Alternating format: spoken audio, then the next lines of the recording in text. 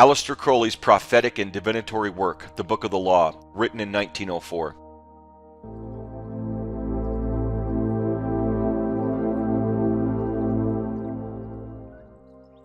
Science is always discovering odd scraps of magical wisdom and making a tremendous fuss about its cleverness. Aleister Crowley, The Confessions of Aleister Crowley, an autohagiography. Methods of revelatory and divinatory sciences have been explored worldwide and throughout history, often converging, both in ancient and modern contexts, with scientific discoveries.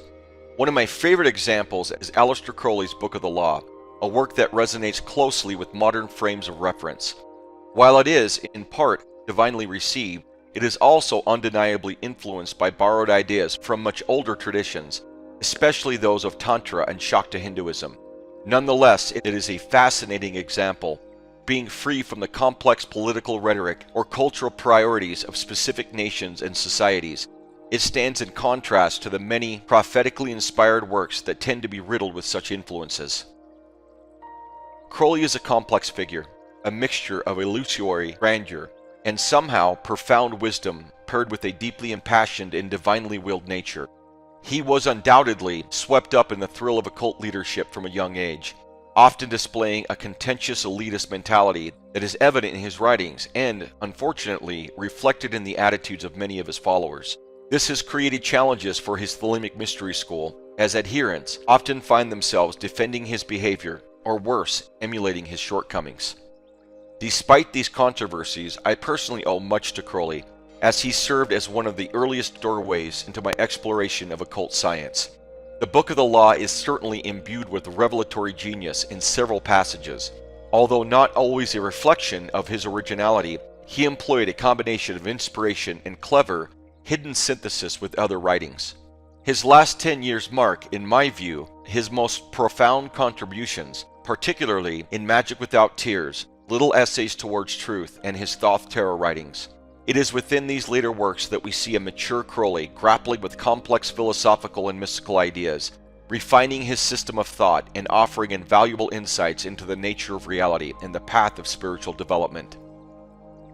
While Crowley might have challenged certain aspects of Platonism, his emphasis on the immanence of the divine and his embrace of the material world resonate deeply with the Neoplatonic current that flows through our central doctrine. Recall Iamblichus's profound assertion in On the Mysteries: "The divine is not something external to the world, but is present within it, animating and sustaining all things." This echoes Crowley's own understanding of the all-encompassing fabric of reality in absolute unity, with the physical being celebrated in the joy and ecstasy of union. Both thinkers recognize the sacredness of the material world, rejecting the dualistic notion that spirit and matter are fundamentally opposed. This sentiment is echoed in Shakta Hinduism. As we have mentioned before, Shambhavi Chopra states in Yogic Secrets of the Dark Goddess, in her form as Dhriti, or steadiness, Ma Kali represents the highest transformation of matter into divinity, an exalted state of transcendence in which every atom is infused with awareness. As the Divine Mother, her compassion embraces life and death, joy and sorrow, pleasure and pain, enhancing the essence of all deep feelings. Her self-evident mystery is one of divine love, the very presence of the eternal in the transient, like the fragrance exuding from a flower. It was Crowley's writings that opened my eyes to the sacred nature of the physical world, which eventually led me to the authoritative works of Iamblichus and his contemporaries.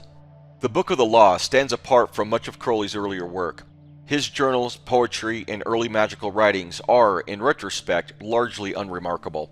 He spent far too much time attempting to be hyper-original instead of deeply integrative, which we find is the true path of progress in the divine arts. However, the Book of the Law itself unearths truths from the poetic, prophetic, and divinatory realms, insights that could not have been derived from the scientific knowledge available at the time.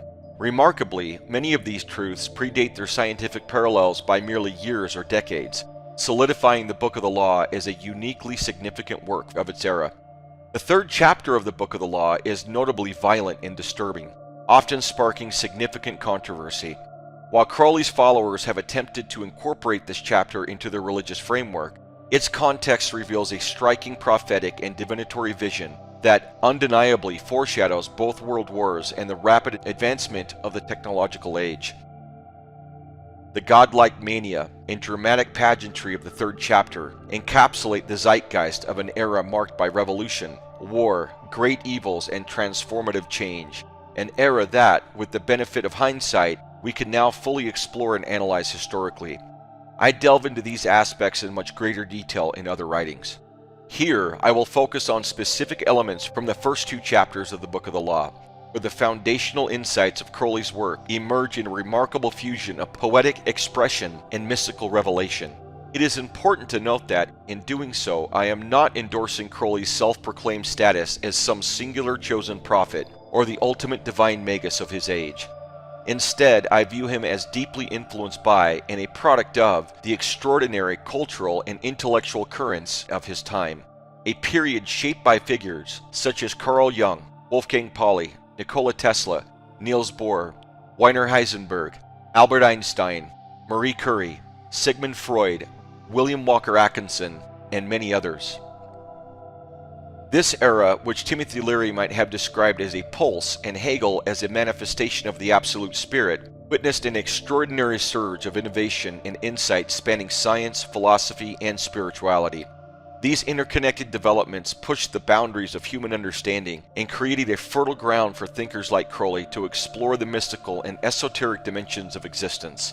In the discussion that follows, I aim to situate Crowley's work within its historical context by providing a concise chronology of dates alongside significant events unfolding during both the time of its writing and the divinatory context of its predictive and explanatory purpose into the following century. It is worth noting that revelatory and divinatory experiences, such as Crowley's reception of the Book of the Law, often coincide with moments of global, cultural breakthroughs, a phenomenon explored in depth through an astrological lens in Cosmos and Psyche by Richard Tarnas. Although this broader theme deserves its own exploration, it illuminates the profound interconnectedness of human thought and the shared currents of innovation that transcend time and cultures. The infamous Cairo working, during which Crowley received the Book of the Law, focused on invoking deities from the Egyptian pantheon, particularly Ra-Huer-Quit, a form of Horus, within the framework of Crowley's occult practices and his developing system of Thelema. While performing these rituals at a hotel in Cairo, Egypt, Crowley claimed to have been overwhelmed by visions and engulfed by the conscious agency of a being he called Aiwass. This divine intelligence, a gateway to an expansive realm of consciousness, guided him as he put pen to paper. This resulted in a 44-page writing across 3 chapters officially named Liber Legis, the Book of the Law. Crowley wrote the Book of the Law in April 1904. Remarkably, just a year later, in 1905, Einstein introduced the theory of special relativity, the first major shift in understanding the fabric of reality. Einstein's theory redefined space, time, and motion, challenging long-held Newtonian principles and sparking a revolutionary transformation within the physics community. Similarly, occultists who follow Crowley make comparable claims about the significance of the Cairo working. Few would dispute that it was a pivotal contribution, not only to the future of mystery traditions rooted in the Golden Dawn movement, but also through its profound influence on Wicca, modern witchcraft movements, and beyond, extending far past Crowley's own order. At the heart of the text are the figures of Nuit and Hadit, 2 central deities who embody complementary cosmic principles. Nuit, described as infinite space and the infinite stars thereof, represents the limitless, all-encompassing potential of existence. She is the eternal circumference, the embodiment of the divine feminine, vast and unknowable. Additionally, Crowley notes in his commentaries, Nuit is matter in the deepest metaphysical sense. He further elaborates, Nuit is the infinite expansion of the universe. She is that in which all manifest phenomena are mere points of view. Her body is the totality of possibilities, each of which becomes real and absolute to the extent that it is experienced by an observer. This concept aligns with what the School of Our Divine Infinite Being equates to the spherical cosmic horizon and the collective unconscious. Each of our consciousnesses, the indestructible waking self at the point of singularity, is surrounded by the psyche of the great goddess, the collective unconscious, and the infinite possible branch history world lines of the many worlds that are already pre-existing entangled states to the observer. As stated in the Devi Mahatmayam, written between the 5th and 6th century CE, she indeed takes the form of the creation, yet she is also the non-created eternal. She pervades all beings as their inner psychic power, who is both manifest and unmanifest, and in whom the world dissolves and in whom it appears. Nuit, as the goddess in the symbolism of Jung and our school, is the collective unconscious and the manifestation of the physical world. As Crowley states, we are a point of view within the vast ocean of consciousness that is her body, both manifest as the physical being of the world and formless as the collective psyche of the multiverses, branch history world lines. We cover these ideas extensively in previous chapters. A strikingly similar reference to Crowley's descriptions of the goddess can also be found in the Devi Bhagavata Purana. The Devi, goddess, is the cause of all that exists. She is the substratum of all the manifest worlds, and nothing can exist without her. Though she creates numerous forms, she remains formless. And though she pervades everything, her essence is beyond the comprehension of the mind and the senses. The goddess is everything that is perceivable through the senses, conceivable in the mind, and all that is beyond both. Whatever exists, whatever is perceived, always, everywhere, is only her. Nuit invites the seeker to embrace the infinite as an everlasting, brilliant center of experience, stating in one of her most famous passages, "To me every man and every woman is a star." In Crowley's metaphysics, she is deeply connected to the ancient Egyptian goddess Nut, both in iconography and description. He and his Thelemic order consider her a modern manifestation of this vast agency of archetype. We will speak further on this in sections below, as he also clearly synthesized this with other goddess concepts, such as the Devi Shakti. Hadit, in contrast, is the infinitely small unextended point, the essence of the individual, and the dynamic center of every experience, an obvious correlation to our school's definition of the omnicentric singularity being the most awake and aware part of the self. He represents the divine masculine, the eternal spark of consciousness and motion. Hadit declares himself to be the flame that burns in every heart of man and in the core of every star. This characterization is not unlike Shiva from the Kulonava Tantra of the 15th century CE, which states, "Shiva is the silent center. He is the central sun, the inner self of all beings." Similarly, over 2 millennia ago, the Svatashvataru Upanishad, composed between the 6th and 4th centuries BCE, states, "What is here in the individual, the same is there in the sun, and what is there, the same is here." Together, Nuit and Hadit form a profound cosmological relationship. Nuit, the infinite container of possibilities, and Hadit, the singular point of actualization within her embrace. This interplay, as revealed through these passages, offers a deeply mystical vision of unity and duality. Nuit and Hadit are not separate entities but aspects of the same reality, an idea that resonates with both ancient spiritual traditions and modern concepts of the cosmos. This dynamic interaction between the infinite and the individual permeates the text, reflecting Crowley's attempt to articulate a universal vision of existence. In the Shiva Purana, composed between the 4th and 10th century CE, it is stated, "Shiva is Anor Anyan Mahato Mahiyan, the smallest of the small, greater than the great, unmanifest, yet present in all manifest forms." Additionally, it mentions, "Shiva is the inner self of all beings, the overseer of all worlds, existing beyond the bounds of time. He who understands Shiva's omnipresence realizes the truth of the universe." Similarly, the Devi Bhagavata Purana says of Shakti that she is indeed the supreme reality, formless, unmanifest, eternal. She pervades everything, yet is beyond mere physical existence. Followers of the goddess, known as Shaktas, recite from the Sri Lalita Sahasranama, Ananta, the infinite, she who is endless and limitless. Centuries before Aleister Crowley's 1904 writing of the Book of the Law, ancient texts articulated concepts of the infinite and the infinitesimal, as well as the unmanifest in the great god Shiva and the goddess Shakti. Crowley redefined these unlimited potentialities in his work, as you can see stated here from Magic and Theory and Practice, written in 1929. Infinite space is called the goddess Nuit, while the infinitely small and atomic yet omnipresent point is called Hadit. These are unmanifest. Although Thelemic cosmology and philosophy blend much from Western traditions, such as the Hermetic Order of the Golden Dawn, Kabbalah, Platonism, and Egyptian metaphysics, they draw on Hindu concepts far more than is often realized, especially in the Book of the Law. Nevertheless, Crowley's reference to Hadit and Nuit as unmanifest aligns with the scientific understanding that the singularities of our universe cannot be identified within three-dimensional space. You could paraphrase this dynamic of Hadit in Crowley's definition as the infinitely condensed point, embraced by Nuit as the center of her infinite circumference. Nuit, interpreted as the cosmic horizon, is similarly unmanifest in three-dimensional terms.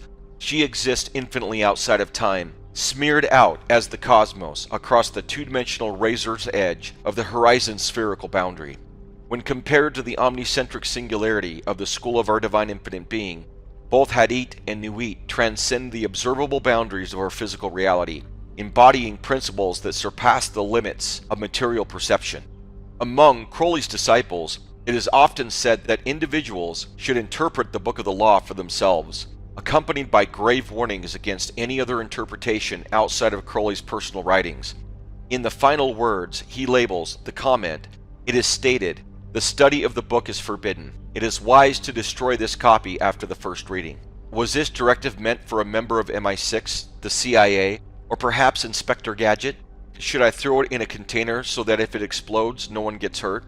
Furthermore, in the warning he states, those who discuss the contents of this book are to be shunned by all as centers of pestilence.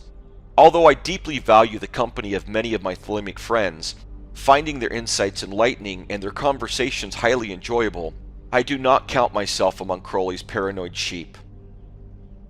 My guess, although please understand I hold a deep appreciation for Crowley for many reasons, is that he wanted to control how quickly the borrowing of concepts of specific passages and texts was discovered. While I agree that much of the Book of the Law carries a divinatory air, as we have been discussing, Crowley worked diligently in his younger years to position it as the opus manuscript for the forthcoming age of Horus, words that only a god could utter and only the high priest of the age could bear witness to.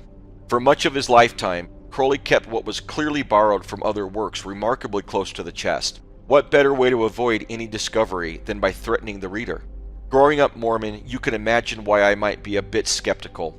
In LDS Temple Endowment, for over 90% of their history, participants had to swear not to reveal specific secrets and symbolically slit their throat and cut open their bowels in ceremony, agreeing that such acts would require these dire consequences.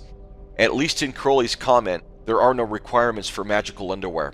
I do find it amusing that Crowley actually admired the LDS leader, Joseph Smith.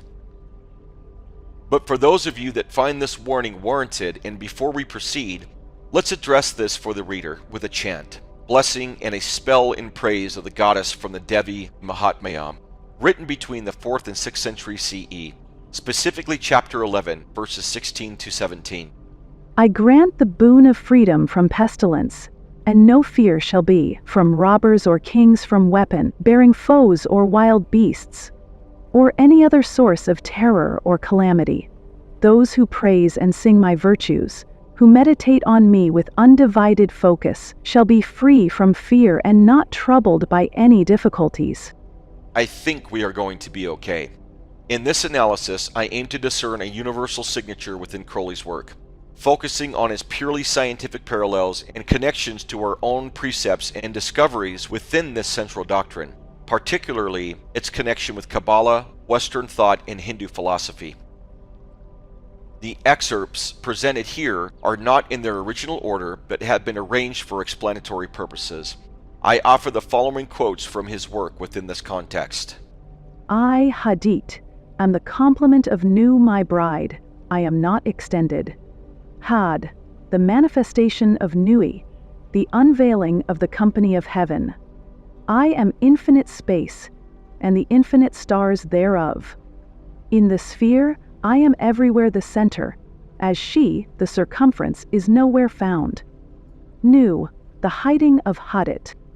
Yet she shall be known, and I never. I am alone. There is no God where I am. I am heaven, and there is no other God than me, and my Lord Hadit. The cobs is in the ku, not the ku in the cobs. Worship then the cobs, and behold my light shed over you. Every number is infinite. There is no difference. This is not an exhaustive list, but many of the other passages not included here are covered briefly throughout. However, it is important to emphasize that much more can be derived from the Book of the Law. Unfortunately, that also includes a considerable amount of Crowley indulging in self-congratulations. That said, let us now explore how closely this poetic revelation aligns with their most current scientific understanding and themes found in our central doctrine. I, Hadit, am the complement of Nu, my bride. I am not extended. Hadit, the singularity, declares, I am not extended, a statement echoed in Crowley's description of him as the infinitely small and atomic yet omnipresent point. This likely represents a borrowing and revisioning from Proclus's commentary on Plato's Timaeus. The divine is not spatially extended, but is presently extended to all, and is present to all as a cause of their being and as providing their well-being. Although Crowley never explicitly mentioned Proclus, it can be assumed that he had access to his work. This concept certainly aligns well with the Kabbalistic Kether, which represents the point in unextended unity within the unlimited vastness of the Ein. Unlike most Abrahamic cosmological models, Kabbalah clearly shows an equilateral relationship between the masculine and feminine aspects of the Godhead. As stated in the Zohar, chapter 1, verse 23a, the Kissi Hakavad, throne of glory, is the union of the masculine and the feminine principles. The Zohar writings originate from the 13th century Spain during the flourishing of Kabbalistic thought and are primarily attributed to Moses de Leon. The central point, Hadit, can be clearly seen within the palace, Nuit, as depicted in Zohar chapter 1, verses 2b through 3a and 15a and b. With this beginning, the unknown concealed one created the palace. This palace is called Elohim, God. He engraved it with a hidden spark of impenetrable darkness and made an enclosure around this point. All this was executed by the secret of the one point that ascends upward. The flame sparked and radiated, yet could still not be seen until under the impact of the hidden point. The Book of the Law states, Nu, the hiding of Hadit, and Hadit proclaims, Yet she shall be known, and I never, concepts we will explore further below. Here, Hadit, being hidden and unknowable, is akin to the unknown concealed one, and also the hidden point in this statement from the Zohar, saying all this was executed by the secret of the one point that ascends upward, is easily attributed to Hadit, depicted as the core essence that drives spiritual ascent and the quest for understanding. This symbolizes the divine spark within every individual that rises toward greater realization and unity with the all-encompassing Nuit. Moreover, the palace called Elohim and the impenetrable darkness that made an enclosure around this point are easily related to Nuit. Elohim is a feminine plural noun and the very name of God related to the feminine in Kabbalistic thought. The divine feminine in Kabbalah is the Shekinah. The Zohar 2, 161a states, The Shekinah is the Ein, nothingness, from which everything emerges. In Zohar 1:16a it states, When the Blessed Holy One created the world, he created it male and female. The female is the Tehom, abyss. Hayam Vital, in the Sharh HaHakdamot, written in the late 16th century, stated, The Tehom, abyss, is the source of all. It is the primordial womb from which all creation is born. In Zohar 2, 9:1b, we read, The Shekinah is the Garden of Eden, from which all souls emerge. She is the hidden treasure, the secret of all secrets. The Ein Sof, the unlimited, as defined in the Zohar, chapter 2, 42b through 42a, is the meaning of this impenetrable darkness. The Ein Sof infinite is so perfect that it cannot be comprehended by the intellect, and it cannot be contained in any place. This is the infinite perimeter of the spherical goddess Nuit, that, as we will see later, is the circumference and nowhere found. Nuit, as the Kabbalistic Shekinah, is the abyss, the womb of creation, the impenetrable darkness, the Ein, the unlimited, and the Garden of Eden from which all souls emerge. All very Kabbalistic ideas that have certainly affected the overall concepts of Crowley's cosmology.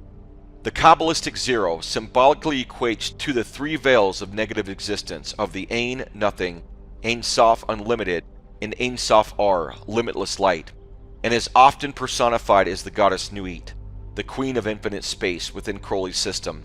Here in one of their combinations, the unextended point is represented by Hadit, associated within the number 1, and the abyss, or unlimited impenetrable darkness, is symbolized by Nuit, represented as 0.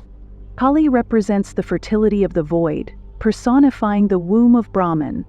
As the formless goddess, the rhythms of her create all forms.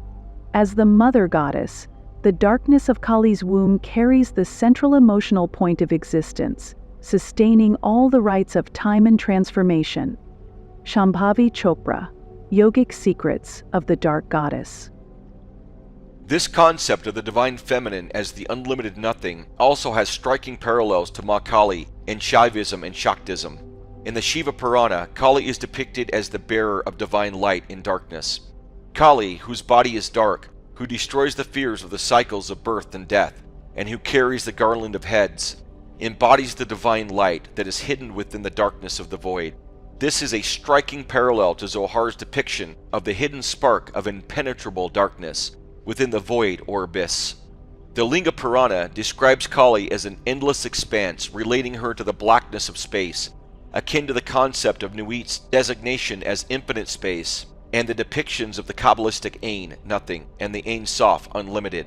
She is the endless void, the blackness of space, the untouched and formless expanse, present from before the beginning of time, and extending beyond the limits of the cosmos.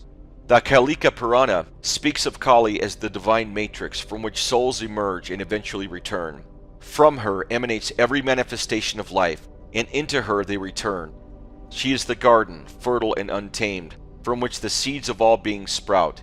This is an exact parallel to the Zohar's depiction. The Shekinah is the Garden of Eden, from which all souls emerge. The Kali Sahasranama, Thousand Names of Kali, describes her as Adya Shakti, which means the original power, who is darkness itself. This embodies the infinite formless void that precedes creation, as depicted in She who is the great night, the terrifying blackness, who devours time itself, encompassing all existence. This description directly relates to Hayam Vital's reference to the Tehom, abyss, and the Kabbalistic depiction of the Shekinah as unlimited, impenetrable darkness, as the designation of Ein, nothingness, from the Zohar as the divine feminine, the Shekinah. Crowley states in the Naples arrangement of the Kabbalistic emanations in the Book of Thoth, published in 1944, one must formulate this thesis. If there is anything except nothing, it must exist within this boundless light, within this space, within this inconceivable nothingness, which cannot exist as nothingness, but has to be conceived of as a nothingness composed of the annihilation of two imaginary opposites. Thus appears the point, which has neither parts nor magnitude, but only position. Here, Crowley depicts the point as the annihilation of two imaginary opposites, Nuit and Hadit, which have no parts or magnitude. In other words, they are unextended within a boundless, limitless nothing, or the Ein Sof. Crowley states in his commentary, Nuit and Hadit are not two but one, nor when we understand fully are they even one, for that one is none, not.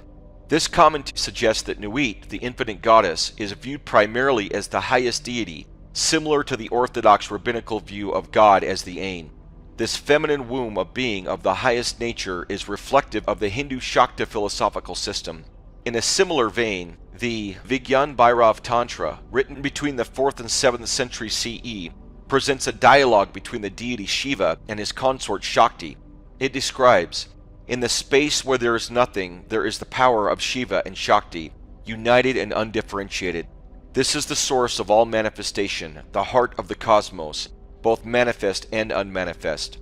Moreover, the Shandarya Lahari, attributed to the 8th century CE, elucidates, just as a mirror exists as both the surface that reflects and the image seen, Shiva and Shakti are both the mirror and the reflection, none and two. These texts further illuminate the concept of a primordial, unified divine essence that transcends dualistic perceptions.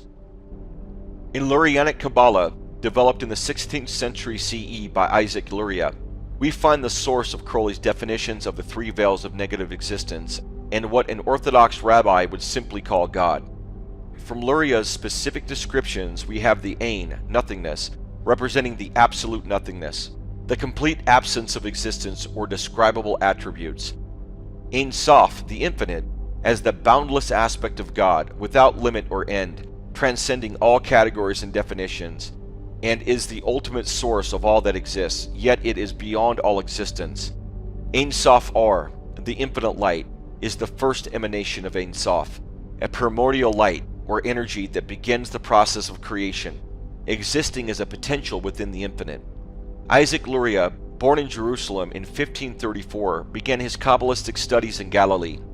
Between 1570 and 1572, he began teaching his new system of Kabbalah, attracting many students, including Chaim Vital.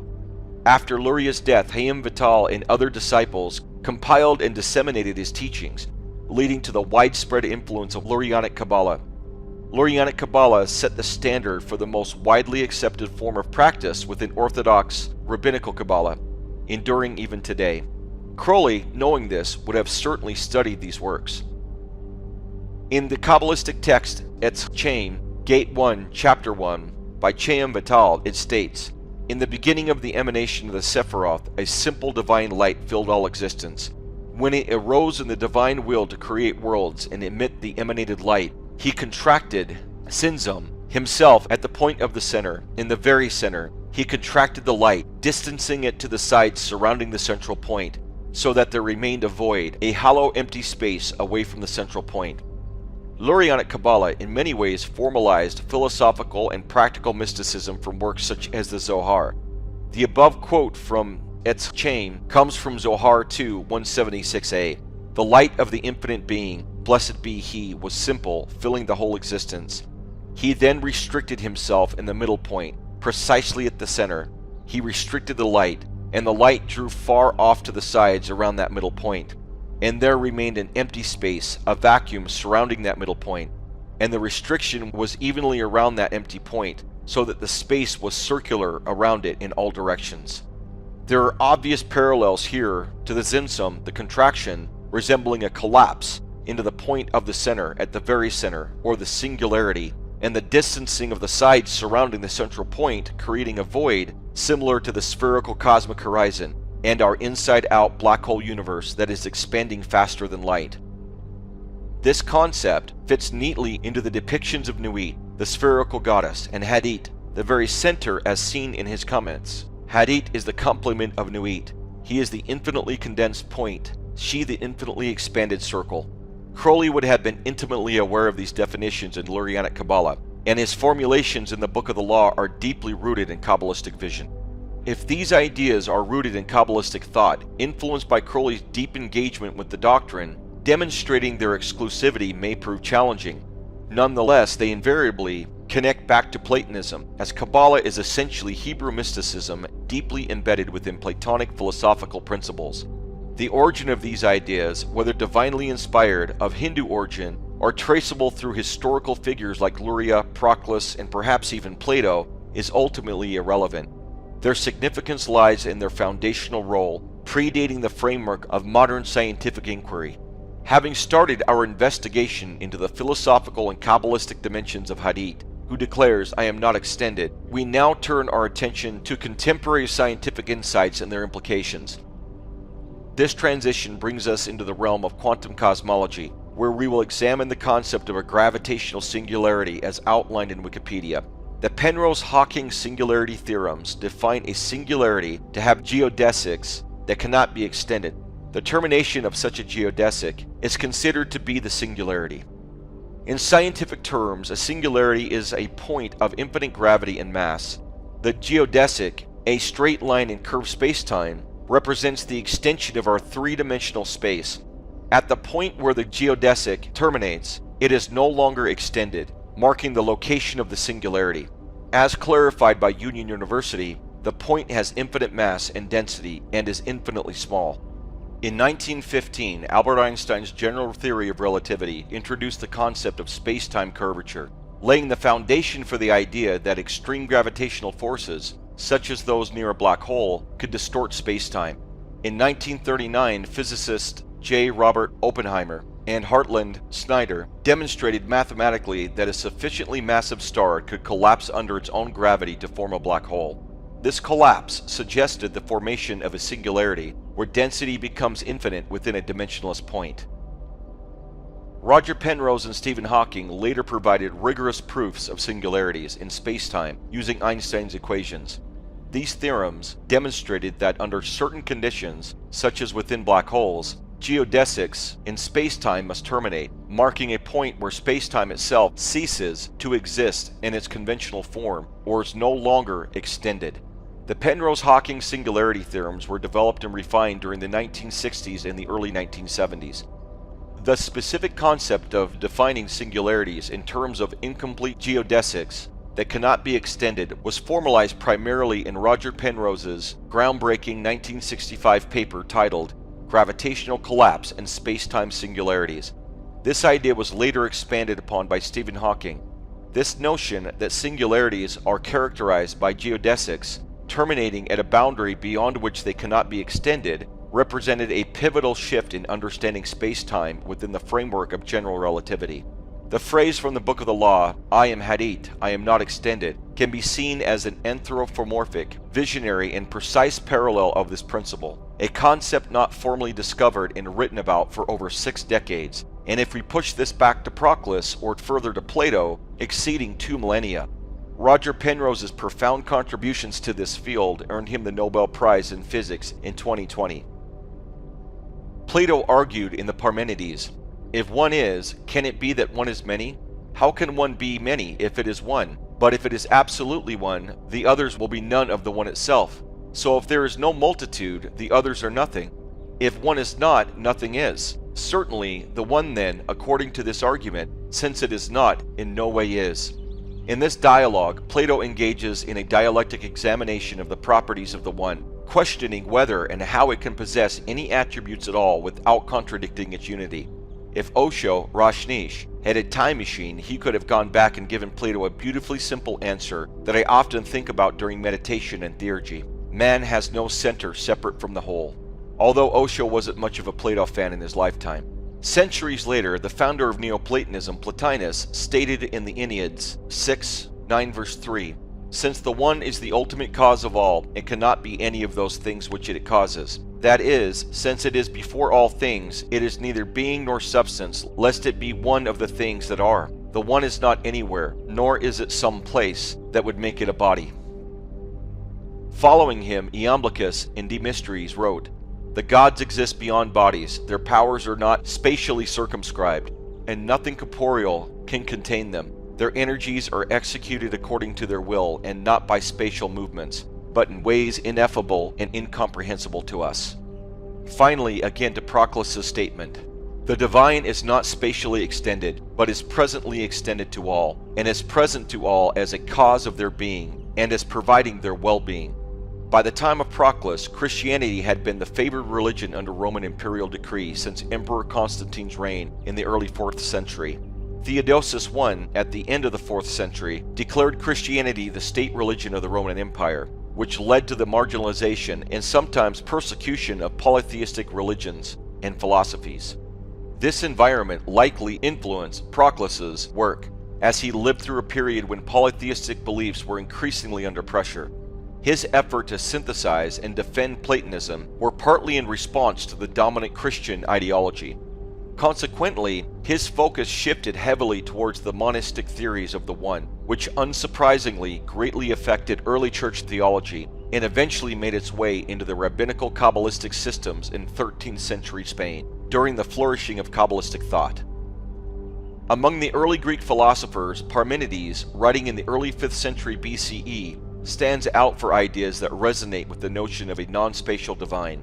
In his poem, which survives only in fragments, Parmenides describes the path of truth as recognizing that what is, often interpreted as a form of the divine or the ultimate reality, is unchanging, indivisible, and timeless. This suggests a form of existence different from spatial and temporal conditions, as shown in fragment 8 verses 5 and 6. nor is it divisible, since it is all alike, nor is there more here and less there, which would prevent it from holding together, but it is all full of what is. The philologist Thomas Machiavelli, in his opus The Shape of Ancient Thought, examines Parmenides' poem, noting its metaphysical structure that divides into the way of truth, where change and multiplicity are illusions, and the way of opinion, where the perceptions of the senses are deceitful. He compares that to the Indian way of the ultimate truth, Paramatrika, and conventional truth, Samvriti, which are key to understanding the nature of reality in various Indian philosophical schools. In the Mandukya Upanishad, dating from the 5th century BCE, which greatly influenced all forms of Hindu philosophy and religious practices that followed, 4 states of consciousness are described. Waking, Jagrat. In this state, consciousness is turned outward through the gates of the senses. The external world is perceived and individuals interact with the material realm. Dreaming, Swapnya. In the dream state, consciousness is turned inward. It creates and perceives its own reality, distinct from the waking world. Deep sleep, Sushupti. In deep sleep, there is neither desire nor dream. Consciousness is withdrawn into itself, experiencing nothing or emptiness. This state hints at a unified reality devoid of duality. And finally, Turiya, the 4th state. Turiya is often symbolized by the silence following the chanting of Om. It transcends waking, dreaming, and deep sleep. Turiya represents pure consciousness or awareness, undisturbed by the dualities and fluctuations of the other 3 states. It is described as the true state of the self, Atman, which is identical with the absolute reality, Brahman. Unlike the other 3 states, Turiya is not merely a state, but the underlying background that sustains and transcends them all. Verse 7 of the Mandukya Upanishad states of Turiya, "It is not conscious of the internal world, nor of the external world, nor of both the worlds, nor a mass of consciousness, nor conscious, nor unconscious. It is unseen, incapable of being spoken of, ungraspable, without any attributes, unthinkable, unnameable, essentially of the nature of consciousness constituting the self alone, negation of all phenomena, the peaceful, all bliss, and the non-dual. This is what is known as the Atman, and this has to be realized."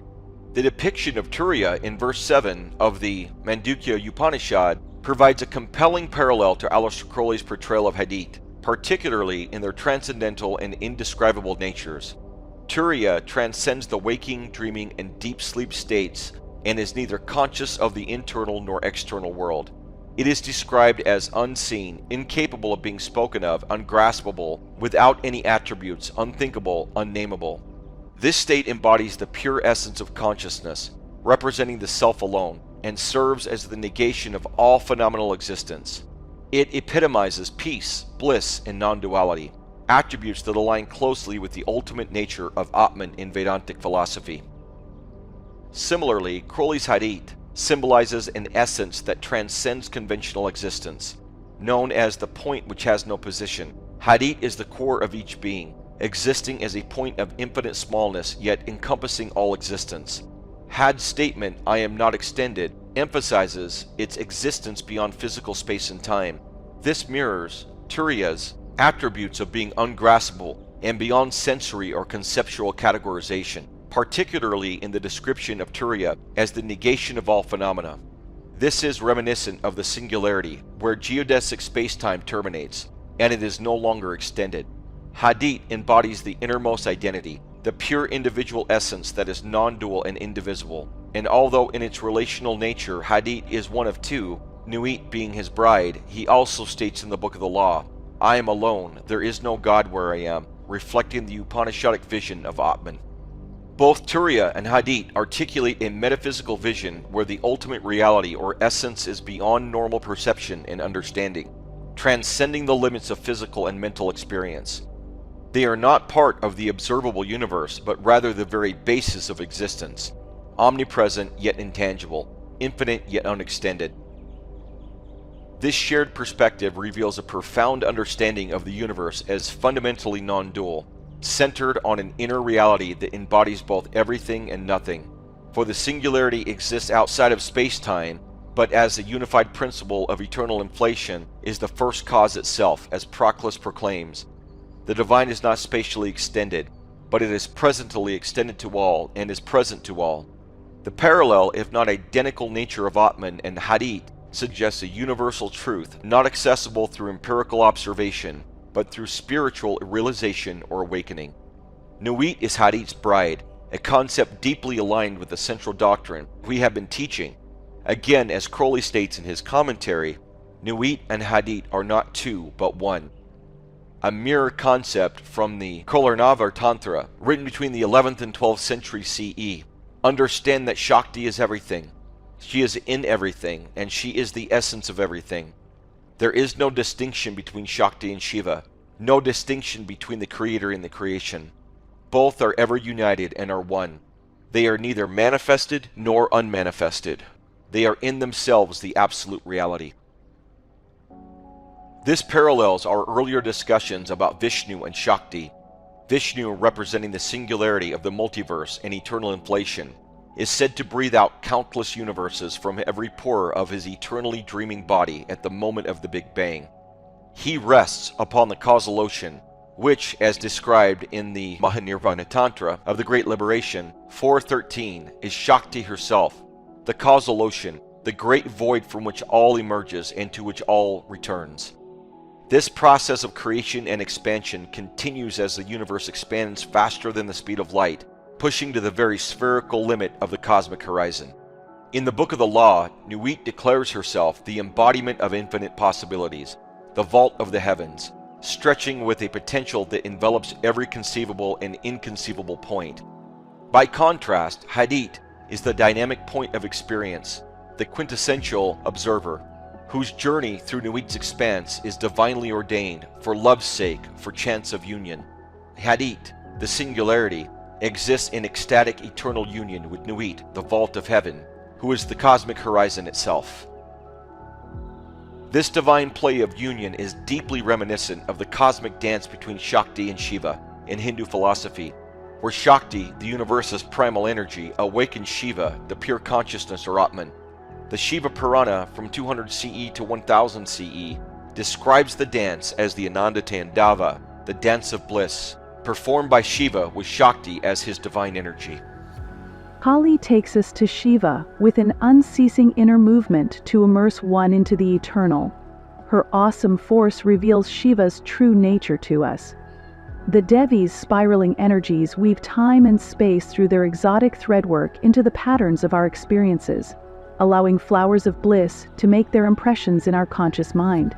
Samvit, or pure consciousness, is the underlying force, the Shakti or Devi that works in all the worlds. Shambhavi Chopra, Yogic Secrets of the Dark Goddess. In Kashmir Shaivism, texts like the Shiva Sutras, 9th century CE, and the Spanda Karikas, 9th through 10th century CE, emphasize that Shakti's pulsation, or Spanda, awakens Shiva's awareness, making their dance the source of all cosmic activity.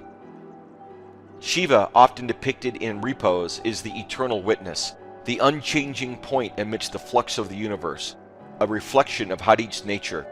Shakti, in her dynamic and creative aspect, mirrors Nuit's role as the container of all potential forms and experiences, calling consciousness to engage with the material universe.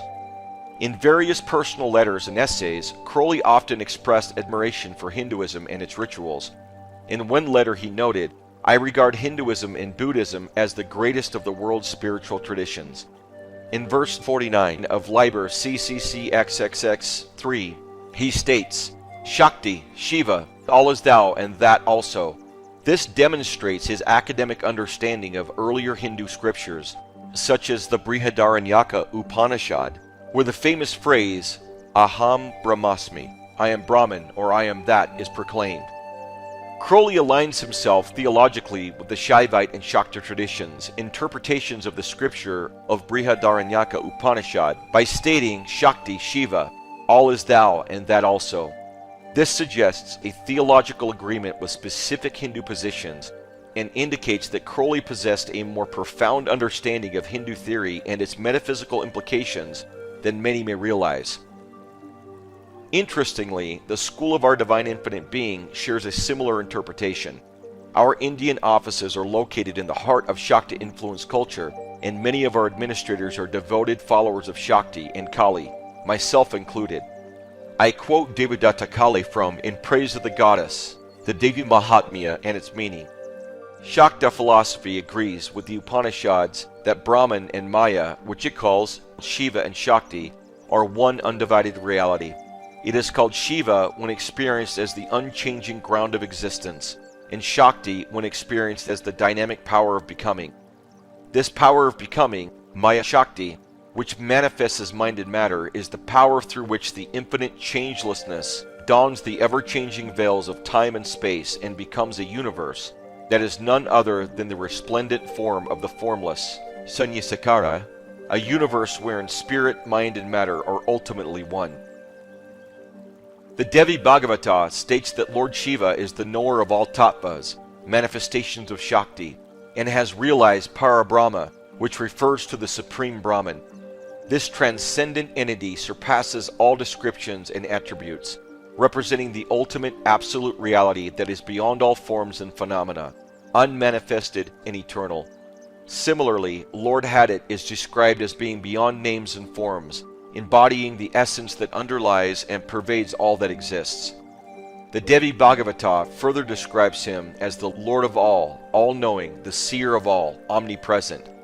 It also portrays Mahadevi as the one to whom all look for the fructification of their desires, and the consort of the omniscient. Omniscient is defined as all-knowing, the exact trait attributed to Shiva, the consort to Shakti. Thus, the text declares, I, Hadit, am the complement of Nu, my bride, paralleling Shiva as the consort of Shakti both in definition and description.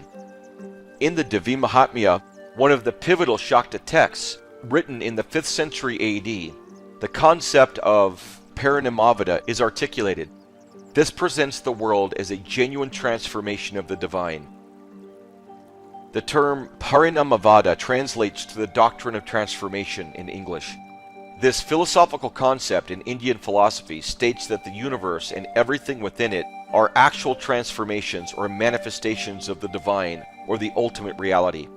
It is not merely an illusion like a mirage, but Mahamaya, the embodiment of the goddess, the divine whole flowering into existence. This view aligns specifically with the Shakta perspective, which regards the universe as a true manifestation, a viewpoint also supported by the Upanishads and notably shared by the Neoplatonic philosopher Iamblichus. The Chandogya Upanishad, one of the oldest Upanishads, generally dated to around the late 1st millennia BCE, declares Sarvam Havidam Brahma, which translates to, truly all this universe is Brahman. Similarly, the Svetasvataropanishad, dated to the late Vedic period around the 4th to 2nd centuries BCE, confirms the unity of the Absolute, the relative world, and the Maya that connects them. Though himself formless, he gives rise to various forms in different ways for the sake of the creation of the world, and with the help of his own Maya, and yet he remains always in his transcendental position. The Lord supports all this together, the perishable and the imperishable, the defined and the undefined. This doctrine posits a profound mystery that transcends human understanding. While Shakti unfolds into the diverse universe, Shiva remains singular and transcendent. Thus, the divine reality embodies both the fullness and the fragments within that totality. For followers of the Shakta tradition, all existences and limitations are seen as dimensions of the infinite Shakti, with even apparent constraints being expressions of her manifold aspects. Let us briefly delve into goddess imagery in context, something the Western mystery tradition owes greatly to Crowley, yet is deeply embedded in Eastern Tantric and Shakta traditions. When examining the ancient Egyptian depictions of Nut, it's clear that while some elements echo the poetic and mystical qualities found in the Book of the Law, the traditional texts do not align with the exact expressions or personal ecstasy described therein. Nut, the sky goddess, is depicted as an all-encompassing deity, intimately connected with the sky, stars, and cosmos, often represented as a woman whose body stretches over the earth adorned with stars, signifying the night sky. We have written extensively about her in our metaphysics in earlier chapters. While there are thematic overlaps concerning the cosmic and protective aspects, the personal and ecstatic dimensions presented in Crowley's writings are his unique interpretation and expansion on the more traditional roles assigned to Nut in ancient Egyptian religion. For those with the educational background, as Crowley himself partly had, the more prescriptive metaphysics of Nuit align with Shakta tradition. So close it is obviously no accident, and there was a genuine attempt by Crowley to integrate goddess and feminine elements in a grand attempt to balance out the overly masculine concepts of deity in the West. While I wouldn't claim Crowley mastered Shakta philosophy, it's easy to see that it had greatly influenced his theogony and metaphysics. There's a tendency to attribute a profound and almost encyclopedic knowledge to Crowley, as if he were a master of every subject he touched upon. While he was certainly intellectually curious, his lack of sustained engagement with many of these topics into more credible depth is obvious. However, I do believe that Eastern depictions of Mahadevi, Shakti, and other manifestations of the goddess significantly influenced him. This is something I admire about Crowley, his boldness in bringing the concept of the goddess back to the forefront. This was a notion largely lost to the West under the influence of Christian authority, and certainly not in vogue during the time of the writing of the Book of the Law. While Eastern practices were entering Western societies through other schools of thought, Crowley was particularly focused on the convergence of Eastern and Western ideas, something we continue here with the School of Our Divine Infinite Being. Crowley's cosmology includes a view that aligns with Shakta Tantric philosophy more than other Hindu viewpoints. In his commentaries, he stated, "Nuit is all that may be, and is shewn by means of any one that is, the total of possibilities of every kind." He also describes that Hadit hath no nature of his own, for he is that to which all events occur, and as any point which has experience of these possibilities. Further, Crowley states, Hadit is hidden in Nuit, and knows her, she being an object of knowledge, but he is not knowable, for he is merely that part of her which she formulates in order that she may be known. This resonates with Shakta concepts. The Tripura Rahasya states, Shakti is the very life breath of Shiva. Without her he is like a lifeless corpse. The Saundari Alahari says, Shiva, united with Shakti, creates the universe. If he is not capable of even stirring. And the Devi Bhagavata Purana proclaims, the Devi said, O Lord, this world is inert. I am the consciousness in it. This world is my form. I am the knowledge and the action. You are only the witness. This vision of the relationship between Nuit and Hadit and Shiva and Shakti is exclusively Shakta in its origin. The Shakta Tantric and philosophical tradition is vast and not one that is easy to sum up in any neat and tidy way. For example, in the Sri Lalita Sahasranama, finalized sometime in the 15th century CE, there are mantras, names of the goddess, that are meant to evoke imagery, ecstasy, and union with the Devi. This text is a significant part of South Indian spiritual practice, particularly within the Srividya tradition of Shakta religious philosophy. This sacred text comprises 1,000 names of the goddess, often depicted as residing at the center of the Sri Chakra, also known as the Sri Yantra. The Sri Chakra is a complex geometric symbol consisting of 9 interlocking triangles, surrounded by 2 circles of lotus petals, forming a total of 43 triangles. It represents the cosmos and the human body, and it is an important tool for meditation and spiritual advancement. Worship of the Sri Chakra is considered highly auspicious and believed to bring about spiritual growth and material benefits. While the text primarily comprises names, each name serves as an insight into the goddess's nature, providing a unique aspect of her divine qualities. For instance, Nabho Medalam Madhyasta translates to she who resides in the center of the celestial sphere, and Chidanananda Rupini translates to the embodiment of divine consciousness and bliss. In artwork and meditation, the goddess Devi, as Lalita, can be seen visualized as seated standing at the center of the universe, with galaxies, stars, and planetary systems revolving around her, illuminating her as the divine source and sustainer of all that exists. Taking this into consideration, we may as well throw in some Egyptian references and call her Nuit. Let's have a look at several texts within the Shakta tradition, all written well before 1904, and then a list of Crowley's depictions of the goddess Nuit in the Book of the Law. From the Lalita Sahasranama, between 4th and 15th centuries CE. She who is the beauty, the empress of the universe. She whose play is the creation, sustenance, and dissolution of the worlds. She who is both immanent and transcendent. She who is the empress who takes care of the universe, indicates her role of protection. She who is the form of existence, consciousness, and bliss. From the Kali Tantra, between 10th and 15th centuries CE, as Kali, I am time and beyond time. I am the fullness of space, and spacelessness is in me.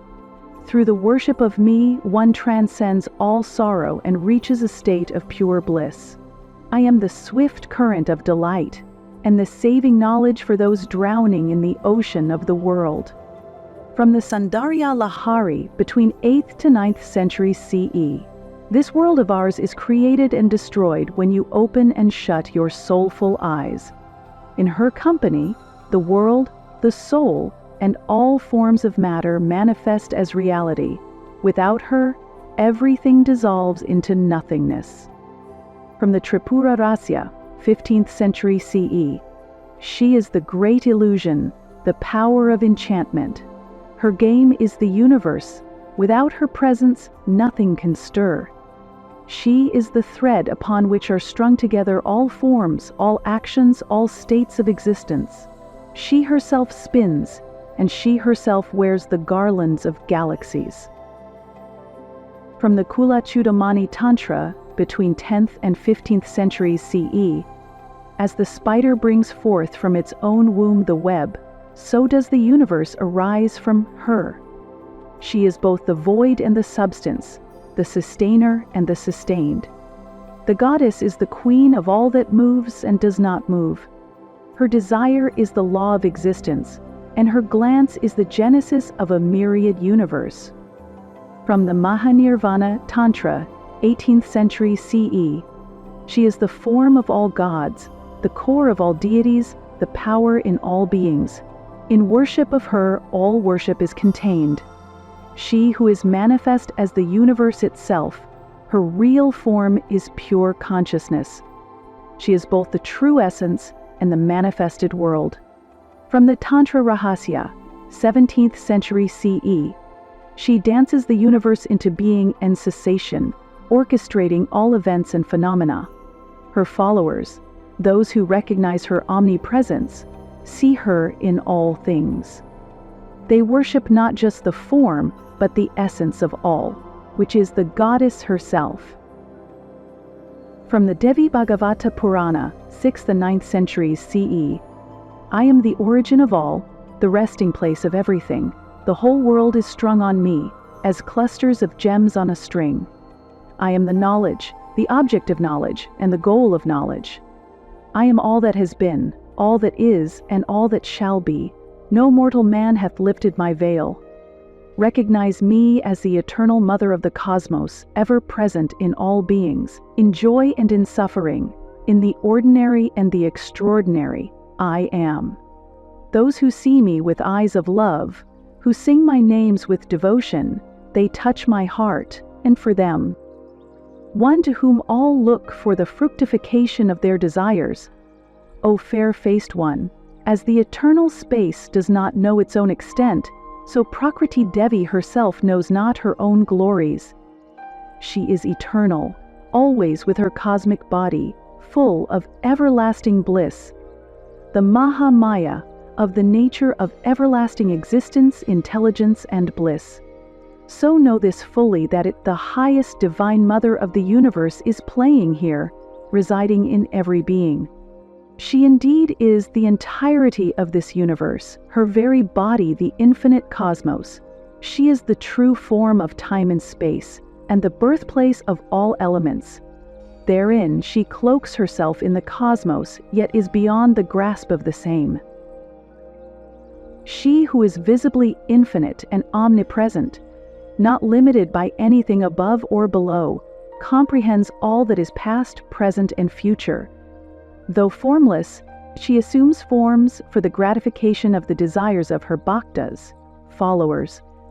and she says of her followers in the Devi Bhagavata Purana, "Worship me with intense feeling and as the mother of this universe and the cause of all causes."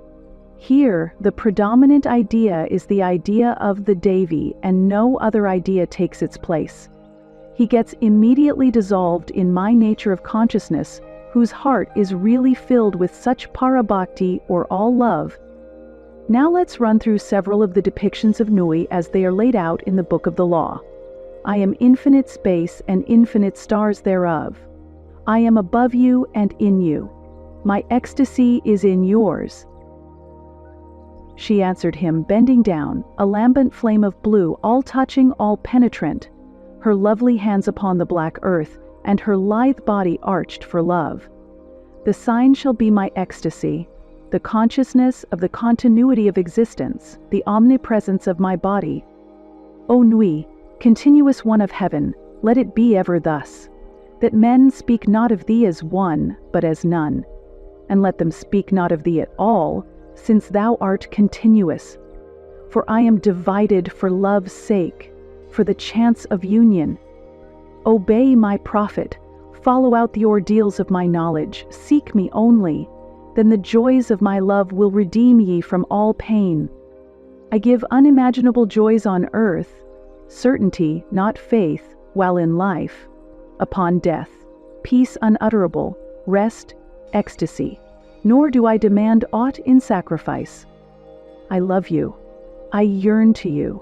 Pale or purple, veiled or voluptuous, I who am all pleasure and purple and drunkenness of the innermost sense desire you. Put on the wings and arouse the coiled splendor within you. Come unto me. But ecstasy be thine and joy of earth ever. To me, to me. Aleister Crowley, in his synchristic re-envisioning through the Book of the Law, presents these deities not merely as aspects to be revered, but as fundamental principles to be directly experienced. His framing of Nuit and Hadit as existential absolutes, seamlessly blending into the non-dual nature of existence, revives a timeless Eastern concept that had once been embedded in Greek philosophical tradition, but was later obscured by the Western primacy of male superiority, the ultimate unity of all dualities. By declaring their union as an act born of love and chance, Crowley emphasizes the spontaneity and inherent divinity present in every moment of existence.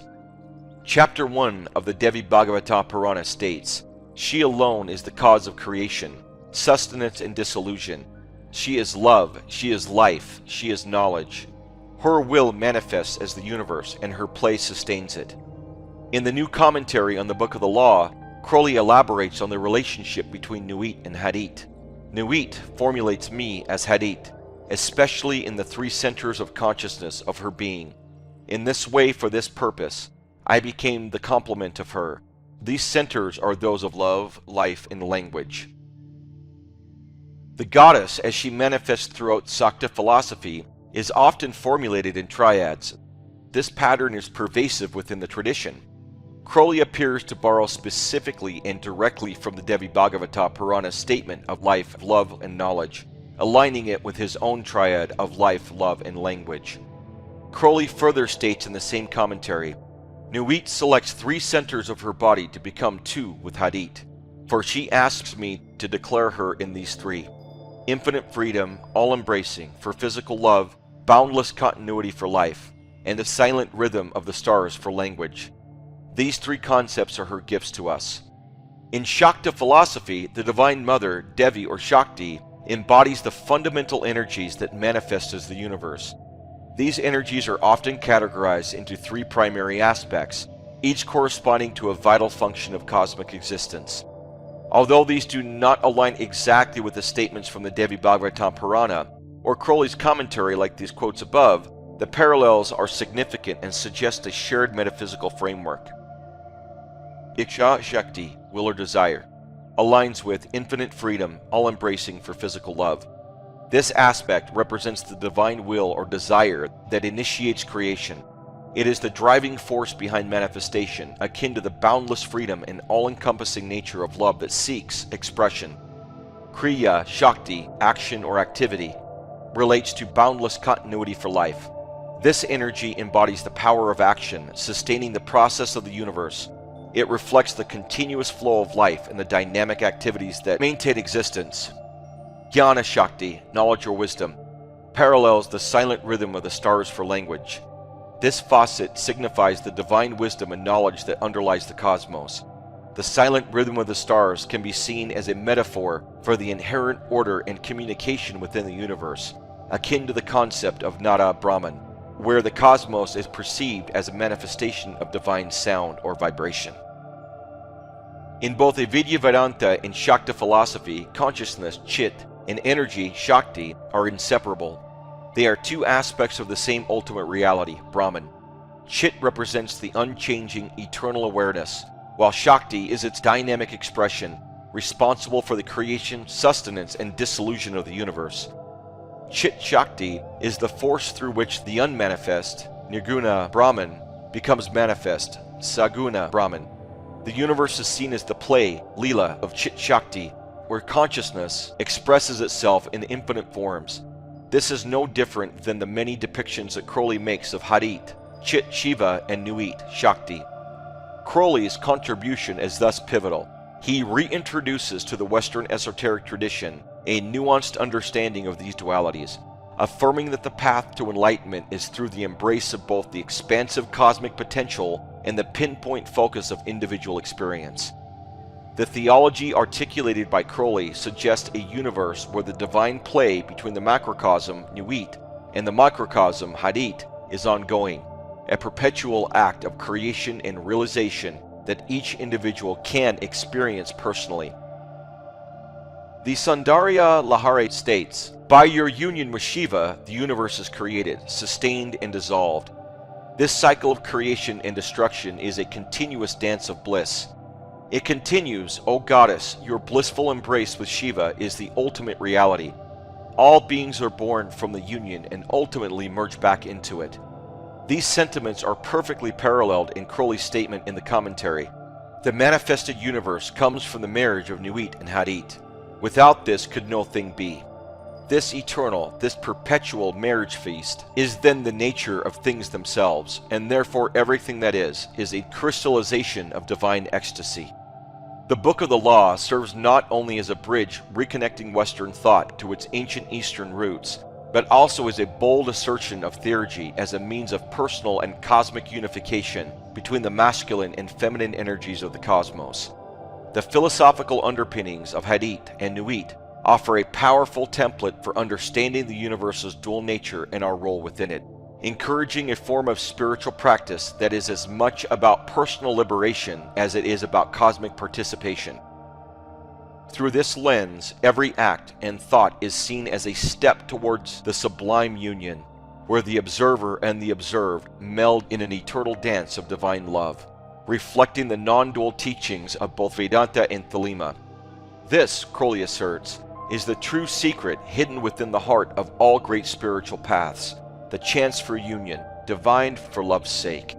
Had, the manifestation of Nui, the unveiling of the company of heaven.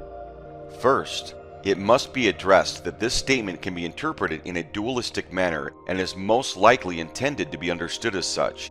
Had, the manifestation of Nuit, can mean that Had is Nuit's manifestation. This interpretation suggests that Hadit, Had, is a direct expression or emanation of Nuit. In this view, Hadit represents a particular aspect or quality of Nuit, likely her dynamic active principle, as opposed to her infinite passive expanse. Alternatively, it can be interpreted as Hadit's existence itself being the manifestation of Nuit. This perspective implies that Hadit's very existence is how Nuit is made manifest. In other words, Hadit serves as the realization or tangible evidence of Nuit's infinite and potential nature. Nuit, being boundless and abstract, manifests herself through Hadit as a specific experiential point of consciousness. Very similar to how Shakti Hindus view Chit, the point of consciousness within the body of the goddess. It is likely agreed by most Thelemites that both interpretations are valid, as this is the opening verse of the Book of the Law, and it works seamlessly in both ways. Crowley exclaimed in his commentaries, "I am the point, the circle is nowhere, but in me." He further elaborates in his commentaries, "Beyond thee is the sphere, known and unknown, thou who art but a point in the center." Known and unknown, as the goddess Shakti is described as existent and non-existent in the Devi Bhagavata, which by now, having a correlation, should not be a surprise. To start, I will focus on the idea that Hadit's existence is the manifestation of Nuit. In Crowley's own commentaries on this verse, he states, "It is, cosmographically, the conception of the two ultimate ideas, space and that which occupies space. It will, however, appear later that these two ideas may be resolved into one, that of matter, with space, its condition or form, included therein. This leaves the idea of motion for Hadit, whose interplay with Nuit makes the universe." Or, as we would say it in our school, gravity, the central singularity, is that which bends space-time. As we will show, this prediction aligns precisely with the concepts explored in this chapter. Although these ideas have long existed in Eastern thought through their concepts of Maya, Crowley's equation of space and matter as being equivalent is intriguingly close to the modern understanding of the cosmic horizon, the spherical boundary of the cosmos, and the holographic principle in string theory. In this framework, all forms and conditions within the universe are understood as projections inward from the perimeter, with an exact equivalence on the horizon itself.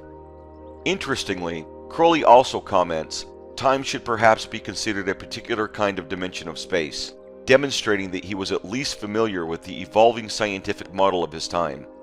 The concept of space-time was first expounded upon by Hermann Minkowski in 1908, providing the mathematical foundation for Albert Einstein's theory of general relativity, published in 1915. This framework unified space and time into a single continuum, reflecting a scientific evolution that closely parallels Crowley's metaphysical assertions.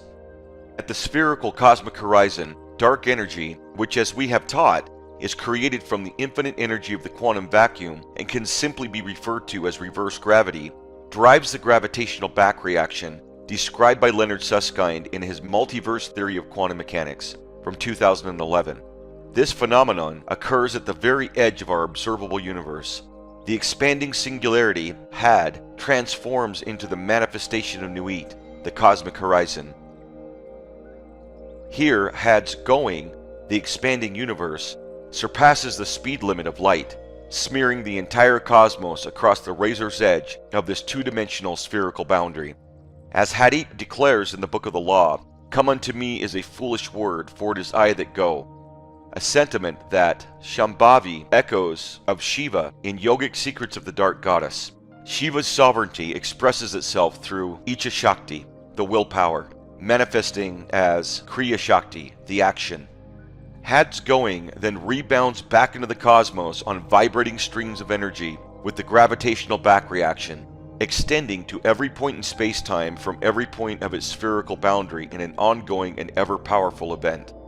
This dynamic interplay, according to the holographic principle in string theory, here represents the unveiling of the company of heaven, generating the holographic projection of everything in third-dimensional space-time, including planets, stars, galaxies, and all the physical properties of the known universe, including you.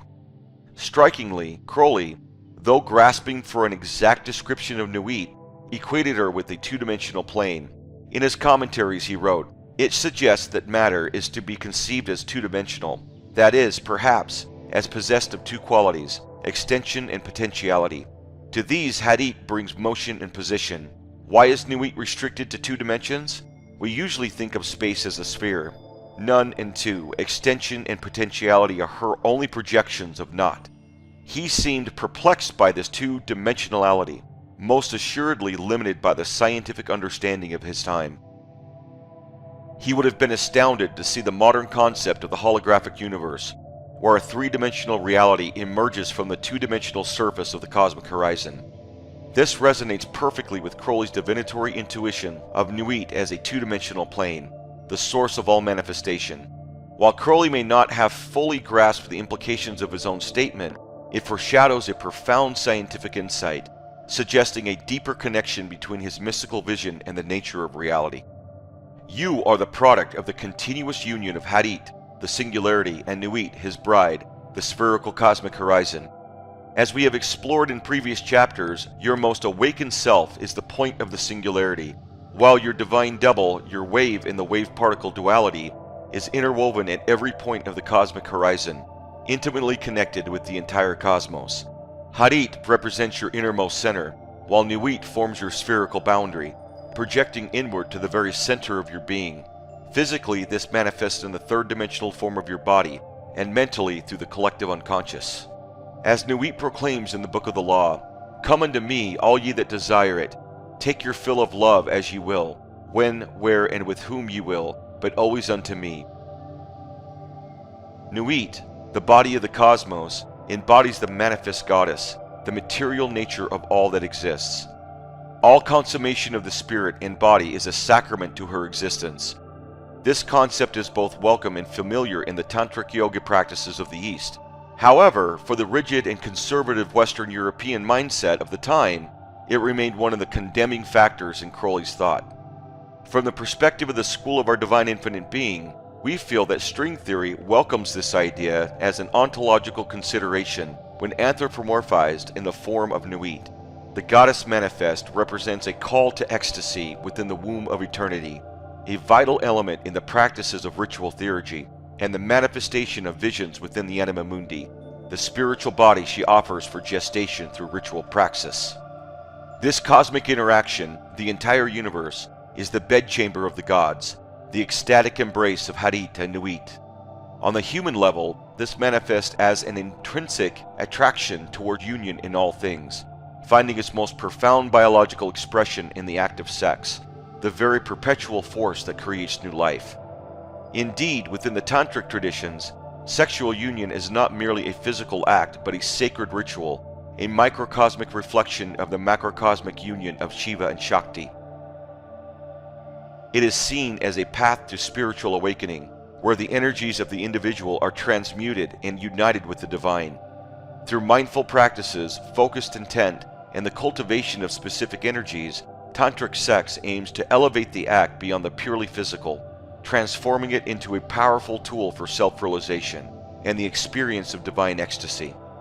This resonates deeply with Crowley's vision of Nuit as the all-encompassing source of both material existence and spiritual fulfillment, where every act of love is ultimately an act of devotion to the divine. This anthropomorphized vision of Had, the singularity, and Nuit, the cosmic horizon, leading to the unveiling of the company of heaven, or the visible universe, certainly parallels current string theory's ontology of the cosmos, as we have just explored. However, it also holds recent historical value. Crowley's work was profoundly generational, designed for our current age. He suggested that occurrences foretold in the Book of the Law would unfold over the next 2,000 years. While this reflects Crowley's characteristic romanticism, his claim carried a certain authority as we transitioned into the 21st century.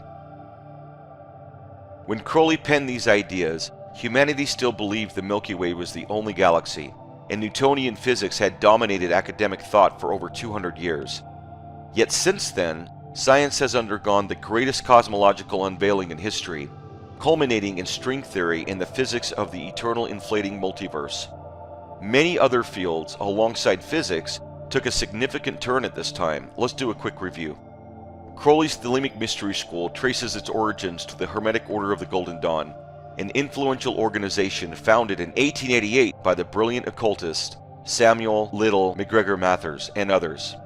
This foundational history, which we explore more extensively in our sections on the tarot, set the stage for Aleister Crowley to establish his own order 19 years later in 1907. This new order proclaimed the advent of a new aeon, the Aeon of Horus, the child god, emerging from the father patriarchy of recent centuries and reaching both back into the materialistic civilizations of antiquity and forward into a new reintegration of occult practices, values that we share in part at the School of Our Divine Infinite Being. Before the rise of the Golden Dawn, occult science had grown somewhat stagnant, largely confined to the values and frameworks inherited from Renaissance Europe. However, the late 19th and early 20th centuries marked a seismic shift in both Europe and America, revitalizing occult science with fresh perspectives and new systems of thought. This transformative period catalyzed the current contemporary occult revival, tracing its roots directly back to the innovations of the Golden Dawn, much as string theory today is rooted in the pioneering publications of quantum mechanics. In 1890, Sigmund Freud developed psychoanalysis, the first clinical method for treating psychopathology through dialogue between a patient and the psychoanalyst. This groundbreaking innovation revolutionized the field of psychology and laid the foundation for its widespread institutionalization across the globe. Freud's work not only transformed how mental health was understood, but also paved the way for Carl Jung's pioneering contributions to analytical psychology, formally established in 1912. Jung's discoveries became the cornerstone of modern depth psychology and continue to be taught at major universities worldwide. Together, Freud, Jung, and their contemporaries redefined the mental health field, shaping it into the discipline we recognize today. This was also the dawn of widespread electricity, something we now take for granted. In 1880, large-scale arc lighting systems were installed in several U.S. cities, with the Brush Electric Company setting up a central station. That December, Broadway in New York City was illuminated with a 3,500-volt arc lighting system. By 1882, the Edison Illuminating Company began offering DC current electricity to homes and businesses, marking the first time such services were commercially available. Meanwhile, George Westinghouse introduced a rival AC-based power distribution network in 1886. In 1888, Nikola Tesla's induction motor patent was acquired by Westinghouse and integrated into an AC system, which had a significant advantage over DC for long-distance electricity transmission due to its ability to step up and step down voltage. By the mid-1890s, private electric companies had reached every major city across the United States. The revolution in communication technology followed closely behind. Guglielmo Marconi developed the first apparatus for long-distance radio communication, leveraging physicists' studies of electromagnetic waves. On December 23, 1900, Canadian inventor Reginald A. Fessenden became the first person to transmit audio wirelessly over the distance of 1.6 kilometers. 4 years later, Crowley received the Book of the Law. By Christmas Eve 1906, Fessenden had made the first public radio broadcast, a feat that laid the groundwork for subsequent advancements in mass communications, including the invention of the first television set in 1927. Simultaneously, a transportation revolution was underway. The first motorized vehicle was developed in 1885, followed by the first long-distance automotive journey in 1888. In 1908, the Ford Model T became the first consumer-based automobile, making motorized travel accessible to the public. Additionally, the Wright brothers achieved the first successful flight in 1904, revolutionizing human mobility and transforming the way we traveled across the globe. The quantum mechanics revolution emerged from a series of transformative discoveries that redefined our understanding of the universe. These breakthroughs, beginning in the late 19th century and continuing into the 20th, the exact period we are speaking of concerning Crowley and the Book of the Law, laid the foundation for modern physics. The revolution began in 1900 with Max Planck's seminal work on black-body radiation. In his paper, On the Theory of the Energy Distribution Law of the Normal Spectrum, Planck proposed that energy is emitted in discrete packets or quanta, rather than a continuous wave. This groundbreaking concept resolved the ultraviolet catastrophe and introduced the idea that energy levels are quantized, marking the birth of quantum theory. Albert Einstein expanded on Planck's work in 1905 with his paper on a heuristic viewpoint concerning the generation and transformation of light. Einstein demonstrated that light has a dual nature, behaving both as a wave and as a particle, photon. His explanation of the photoelectric effect, where light ejects electrons from a metal surface, earned him the 1921 Nobel Prize in Physics and established the quantum nature of light. In 1913, Niels Bohr built on these ideas in his Bohr model of the atom, detailed in On the Constitution of Atoms and Molecules. Bohr introduced the concept of quantized electron orbits around the nucleus, explaining how atoms emit or absorb energy as electrons transition between these fixed levels. This model resolved anomalies in Rutherford's atomic theory and successfully explained the spectral lines of hydrogen. The 1920s brought a cascade of advancements. In 1924, Louis de Broglie proposed wave-particle duality for matter in his doctrinal thesis, Research on Quantum Theory. De Broglie theorized that particles, like electrons, exhibit wave-like properties, a concept later confirmed experimentally and foundational to quantum mechanics. Inspired by de Broglie, Erwin Schrödinger introduced the Schrödinger equation in 1926, outlined in his papers on wave mechanics. This equation described quantum systems as wave functions, fundamentally changing the study of atomic and subatomic particles. Werner Heisenberg, another pivotal figure, formulated his uncertainty principle in 1927, published On the Perceptual Content of Quantum Theoretical Kinematics and Mechanics. Heisenberg's principle asserted that the position and momentum of a particle could not be simultaneously measured with absolute precision, introducing the probabilistic nature of quantum systems. This principle marked a dramatic departure from the deterministic worldview of classical mechanics. Our own Wolfgang Pauli, as we have taught previously, was one of the key architects of quantum mechanics and made significant contributions with his Pauli exclusion principle introduced in 1925. This principle, which describes how no two electrons can occupy the same quantum state within an atom, was crucial in explaining the structure of the periodic table and the behavior of electrons in atoms. Pauli later collaborated with Heisenberg, further refining quantum field theory. Paul Dirac's work in 1928 brought relativity into the quantum framework. His Dirac equation unified quantum mechanics and Einstein's special theory of relativity, predicting the existence of antimatter, a discovery later confirmed experimentally with the positron.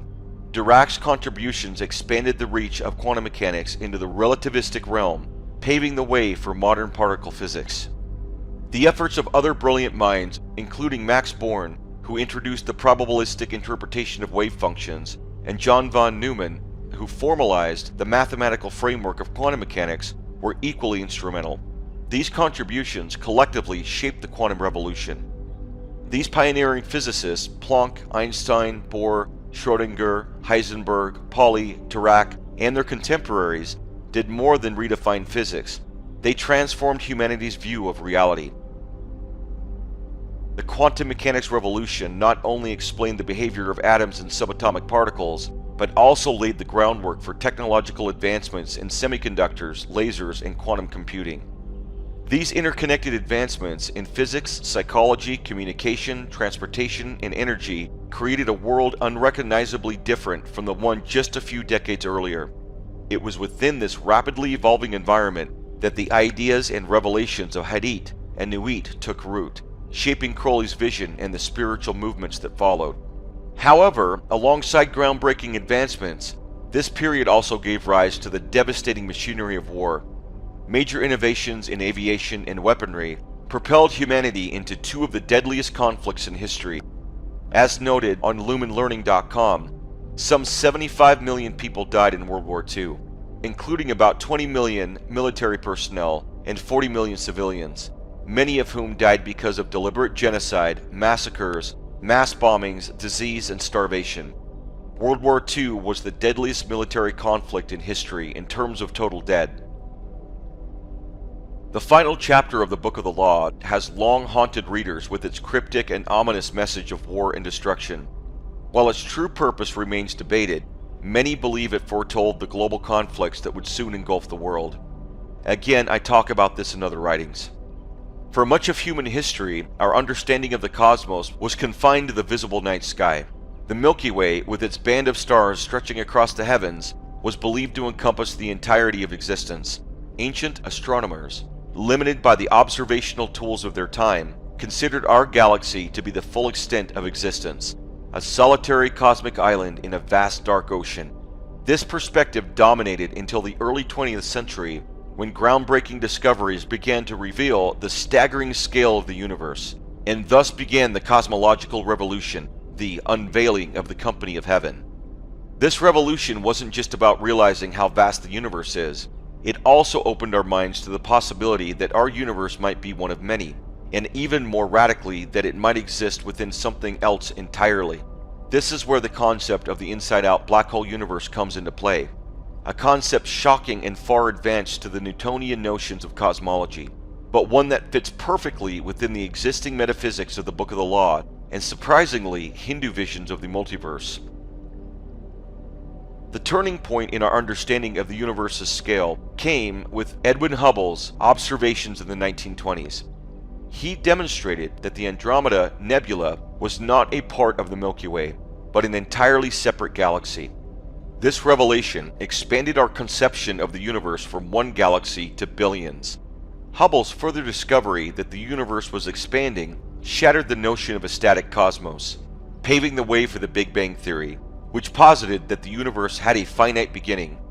This, in turn, laid the groundwork for more radical ideas, including the possibility that our universe resides within a black hole. Expanding on the revelation of Edwin Hubble, the discovery that the universe is expanding was rooted in earlier theoretical work by Georges Lemaitre, who proposed what he called the primeval atom, later known as the Big Bang Theory. Hubble's findings, supported by the work of Vesto, Melvin, Slipher, who first observed redshifts in distant galaxies, provided empirical evidence for this revolutionary idea. These findings confirmed that galaxies were moving away from one another, pointing to an origin point in the distant past.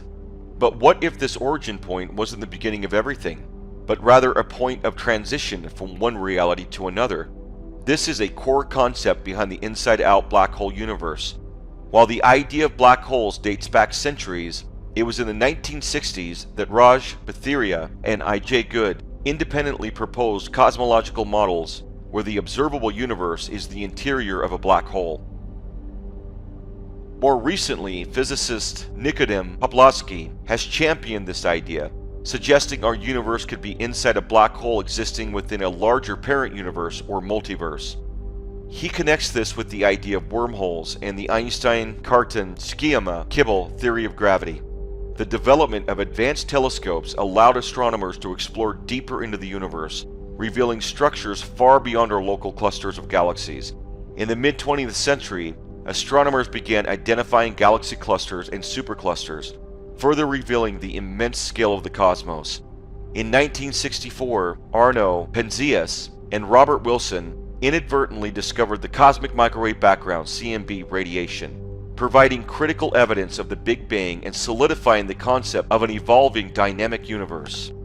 As cosmologists sought to explain the motions of galaxies and the structure of the universe, discrepancies in observable matter versus gravitational effects led to the postulation of dark matter. In the 1970s and 1980s, Vera Rubin and Kent Ford demonstrated that galaxies exhibit rotational speeds inconsistent with visible matter alone, suggesting the presence of an unseen mass.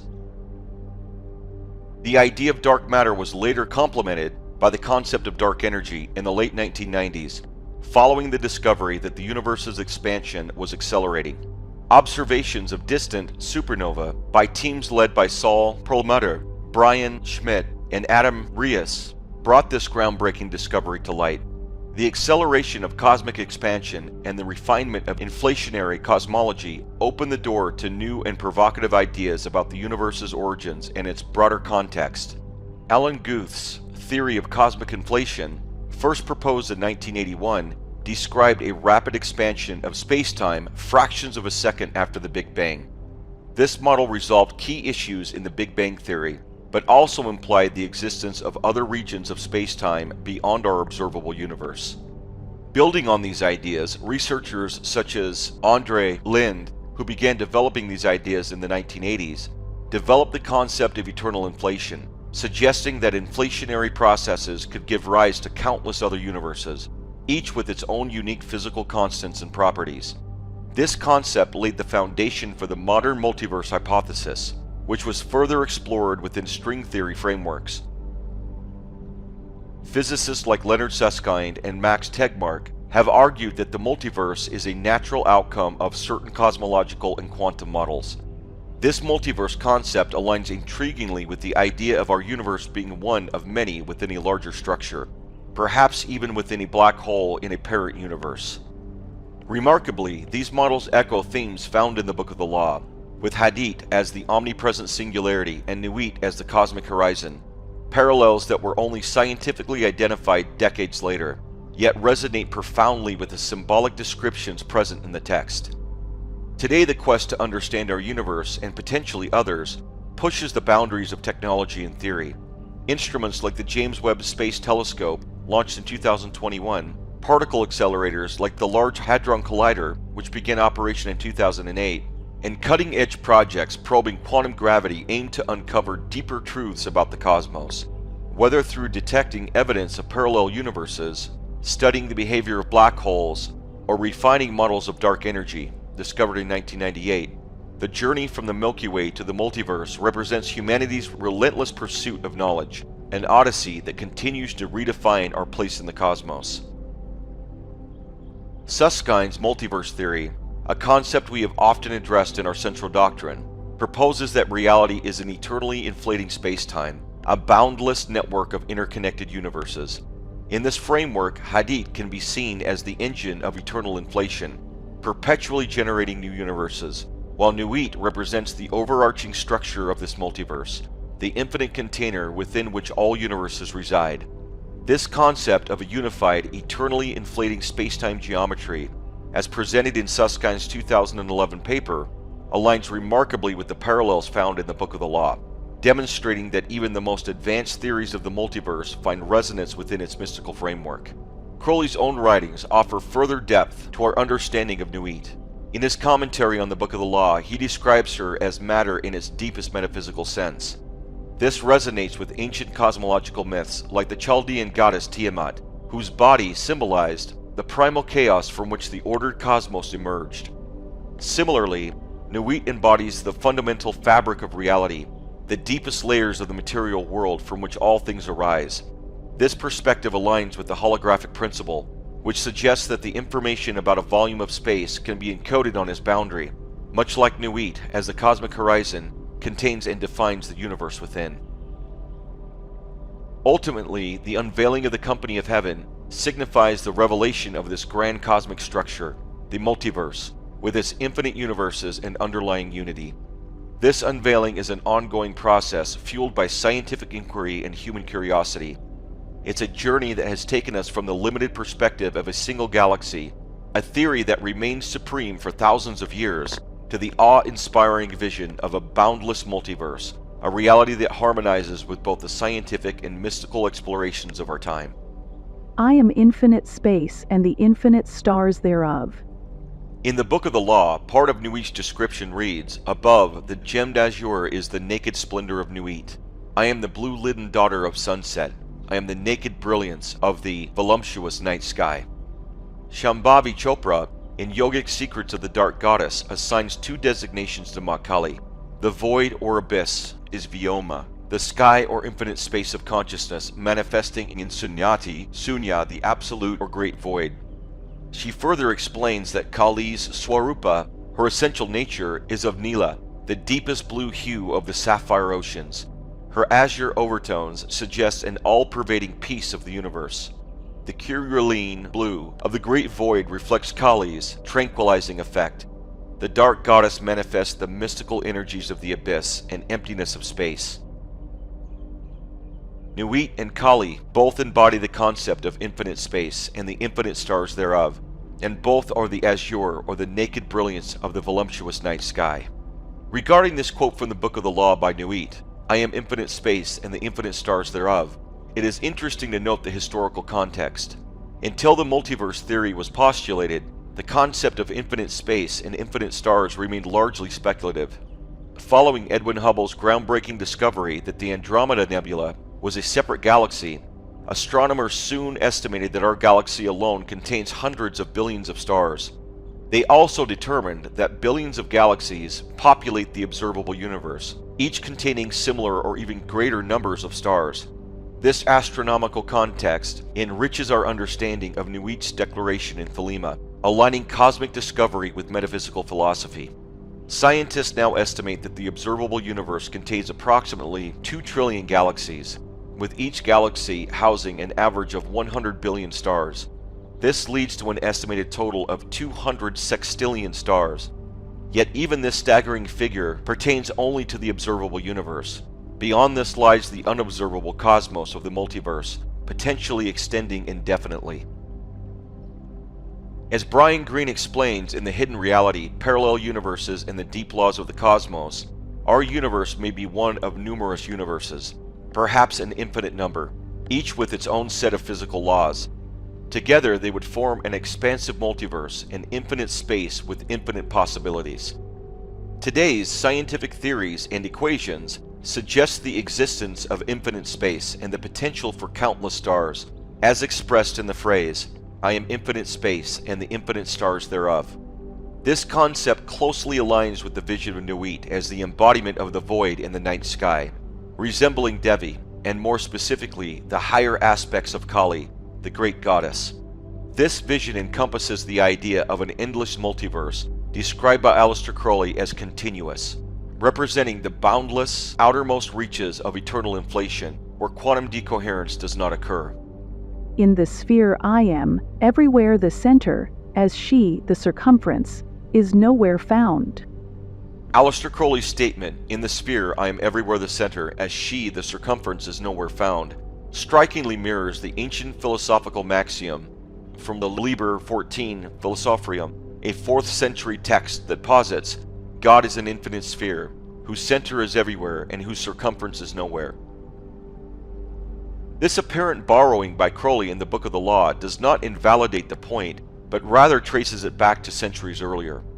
The statement's relevance in the realm of modern science, particularly within cosmology and string theory, finds surprising validation in very specific, undeniable parallels.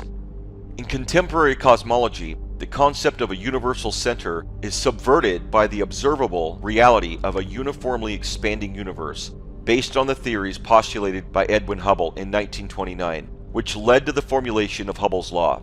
This law describes how galaxies appear to move away from each other at speeds proportional to their distances, suggesting that the universe is expanding uniformly from all points.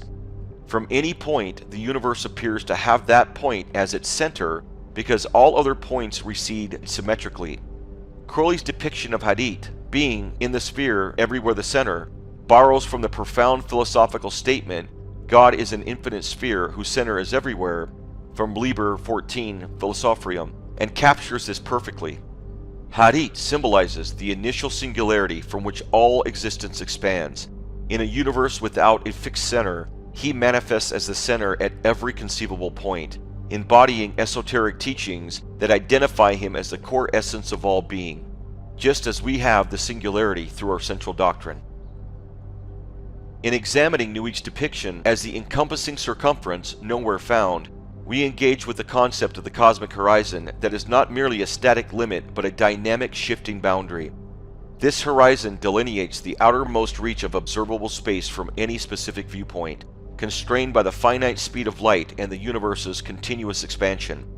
According to string theory, the cosmic horizon forms a two-dimensional surface that encloses every point in space-time, positioning each observer at the center of their own observable universe. This conceptualization resonates deeply with Crowley's portrayal of Nuit as the elusive circumference that paradoxically is nowhere found, emphasizing her as an omnipresent yet intangible boundary. This portrayal aligns closely with the depiction of the Divine Mother in the Devi Bhagavata Purana, where she is described as simultaneously existent and non-existent. She is the elusive power of the Lord and manifests in the forms of knowledge, ignorance, and strength, and non-strength. She is both existent and non-existent.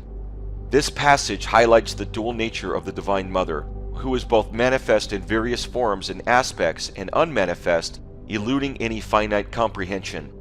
Here, the Divine Mother and Nuit similarly embody the complexity and mystery of divine presence, serving as metaphysical boundaries that are both everywhere and nowhere, integral to the fabric of the cosmos, yet beyond any physical confines. Crowley fully appropriated Liber 14 Philosophium in this work. For this reason, this verse is one of my favorites.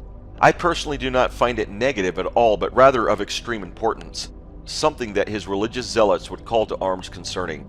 The amount of divine knowledge that pours out of the Book of the Law, like all other poetics, does not escape embellishments and borrowing. This is an age-old tactic of authors claiming total and absolute divinity in their work, which can be found basically nowhere. Crowley, like many figures who have sought to redefine spiritual paradigms, presented himself as a prophet channeling divine wisdom through the Book of the Law. While it's tempting to accept this narrative at face value, a closer examination reveals a more nuanced picture. Crowley was undoubtedly a brilliant mind, deeply immersed in the Western esoteric tradition and Eastern philosophies. His intense studies, combined with his penchant for ritual work, likely led him to profound insights and a genuine sense of spiritual connection. However, to claim that the Book of the Law was solely the product of divine dictation is to overlook the clear influences of his own personality, desires, and intellectual background. As we have seen, certain passages within the Book of the Law bear striking resemblance to earlier works. This isn't necessarily to diminish Crowley's achievement. Throughout history, spiritual innovators have drawn inspiration from existing traditions, recontextualizing and reinterpreting them for their own time. Crowley, in his own way, did the same, albeit with a flair for the dramatic that often blurred the lines between inspiration and originality. Perhaps Crowley's insistence on the divine origin of the Book of the Law stemmed from a desire to solidify his authority and legacy, or perhaps it was a genuine belief, colored by the intensity of his experiences. Whatever the motivation, it's crucial to approach his work with a critical eye, appreciating its unique qualities while acknowledging its roots in the broader tapestry of human thought. Yet she shall be known, and I never knew the hiding of Hadit. In the Book of the Law, the verses, "Yet she shall be known, and I never," and "knew the hiding of Hadit," reveal deep metaphysical layers that correspond to parallel principles in quantum mechanics and the holographic principle of string theory. Hadit, the mysterious singularity, is described as omnipresent, everywhere the center, yet without a fixed position in space-time. This characterization of Hadit is central to all existence, yet eluding any specific spatial or temporal coordinates, akin to the singularity in theoretical physics, where conventional laws of physics cease to apply, or, as previously discussed, where the geodesics of space-time cease to be extended. This singularity is the hidden center, not just of our universe, but potentially of all universes within the multiverse, existing outside of space-time as described by the principle of eternal inflation. Nuit is depicted as matter in its deepest metaphysical sense in Crowley's commentaries on the Book of the Law, paralleling the holographic principle. As we have been teaching, this principle posits that our perceivable universe is merely a holographic projection inward from the spherical cosmic horizon. What we experience as the physical universe, the vast body of Nuit, is effectively a holographic illusion, an elaborate play of sattva, light, and tamas, matter, crafted by rajas, cosmic forces, at the edge of our observable reality. This includes everything we can measure and observe, from planets to galaxy clusters, all manifesting within the hologram, which Shaktas call Maya, the body of the goddess. Thus, Nuit's manifest universe and the way it unfolds in the physical dimensions align perfectly with the statement, "Yet she shall be known, and I never."